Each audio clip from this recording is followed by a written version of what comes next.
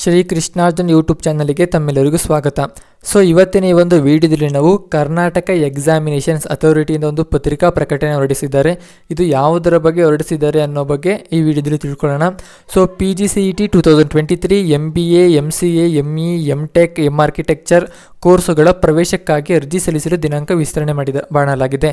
So 17ನೇ ತಾರೀಕು ಕೊನೆಯ ದಿನಾಂಕವಿತ್ತು. ಅದನ್ನು 20/8/2023 ಮಿಡ್ನೈಟ್ 11:59 ದಿನಾಂಕವನ್ನು ವಿಸ್ತರಣೆ ಮಾಡಲಾಗಿದೆ. ಸೊ ಇನ್ನೂ 24 ಅವರ್ಸ್ಗಿಂತ ಹೆಚ್ಚು ಟೈಮ್ ಇದೆ. ಇನ್ನು ಯಾರು PGCETಗೆ ಅಪ್ಲೈ ಮಾಡಬೇಕು ಅಂದ್ಕೊಂಡಿದ್ದೀರಿ, ಅಪ್ಲೈ ಆಗಿರಲ್ಲ ಯಾವುದೊಂದು ಸಮಸ್ಯೆಗಳಿಂದ, ಅಂಥವರು PGCET 2023ಗೆ ಅಪ್ಲೈ ಮಾಡ್ಕೋಬೋದು. ಸೊ 3 ಪ್ರೊಸೆಸ್ ಇರುತ್ತೆ. ಮೊದಲು ನೋಂದಣಿ ಆಗಬೇಕು ಅಂದರೆ ರಿಜಿಸ್ಟ್ರೇಷನ್ ಆಗಬೇಕು. ರಿಜಿಸ್ಟ್ರೇಷನ್ ಆದಮೇಲೆ ಅರ್ಜಿ ಸಲ್ಲಿಸಬೇಕು. ಅರ್ಜಿ ಸಲ್ಲಿಸಾದ್ಮೇಲೆ ಶುಲ್ಕವನ್ನು ಪಾವತಿಸಬೇಕಾಗುತ್ತೆ. ಸೊ ಈ 3 ಸ್ಟೆಪ್ಸ್ ಇರುತ್ತೆ. ಹಾಫ್ ಆನ್ ಅವರ್ ಒಳಗೆ ನೀವು ಅಪ್ಲೈ ಮಾಡ್ಕೋಬೋದು. ನಿಮ್ಮ ಟ್ಯಾಬ್ ಅಥವಾ ಮೊಬೈಲ್ ಲ್ಯಾಪ್ಟಾಪ್ ಇದ್ದರೆ ಲ್ಯಾಪ್ಟಾಪಲ್ಲಿ ಅಪ್ಲೈ ಮಾಡ್ಕೋಬೋದು. ಅಕಸ್ಮಾತ್ ನಿಮ್ಗೆ ಗೊತ್ತಾಗಲಿಲ್ಲ ಅಂದರೆ ಸೈಬರ್ ಸೆಂಟ್ರಿಗೆ ಹೋಗಿ ಕೂಡ ಅಪ್ಲೈ ಮಾಡ್ಬೋದು. ಇನ್ನೂ ಹೆಚ್ಚು ನಿಮಗೆ ಈ PGCET ಬಗ್ಗೆ ಇನ್ಫಾರ್ಮೇಷನ್ಸ್ ಬೇಕು ಅಂದರೆ KEA.karnataka.nic.in ಅಂತ ವೆಬ್ಸೈಟ್ ಕಾಣ್ತಿದೆಯಲ್ಲ, ಈ ವೆಬ್ಸೈಟ್ನ ವಿಸಿಟ್ ಮಾಡುವ ಮುಖಾಂತರ ನೀವು ಹೆಚ್ಚು ಇನ್ಫಾರ್ಮೇಷನ್ಸ್ನ ತಿಳ್ಕೊಬೋದು.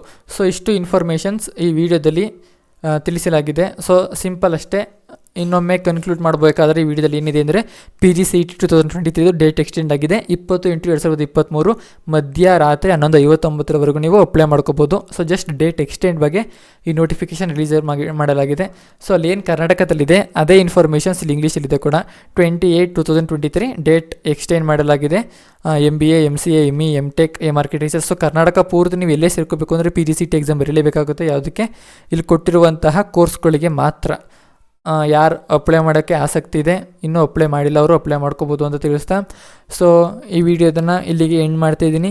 ಸೊ ಈ ವಿಡಿಯೋ ನಿಮಗೆ ಇಷ್ಟವಾಗಿದ್ದರೆ ಪ್ಲೀಸ್ ಶ್ರೀ ಕೃಷ್ಣಾರ್ಜುನ್ ಯೂಟ್ಯೂಬ್ ಚಾನಲ್ನ ಸಬ್ಸ್ಕ್ರೈಬ್ ಮಾಡ್ಕೊಳ್ಳಿ ಮತ್ತು ಈ ವಿಡಿಯೋನ ನಿಮ್ಮ ಫ್ರೆಂಡ್ಸ್ಗೆ ಮತ್ತು ನಿಮ್ಮ ರಿಲೇಟಿವ್ಸ್ಗೆ ಶೇರ್ ಮಾಡಿ ಮತ್ತು ವಿಡಿಯೋನ ಲೈಕ್ ಮಾಡಿ. ಸೊ ಇಲ್ಲಿವರೆಗೆ ಈ ವಿಡಿಯೋ ನೋಡೋದಕ್ಕೆ ತಮ್ಮೆಲ್ಲರಿಗೂ ಧನ್ಯವಾದಗಳು.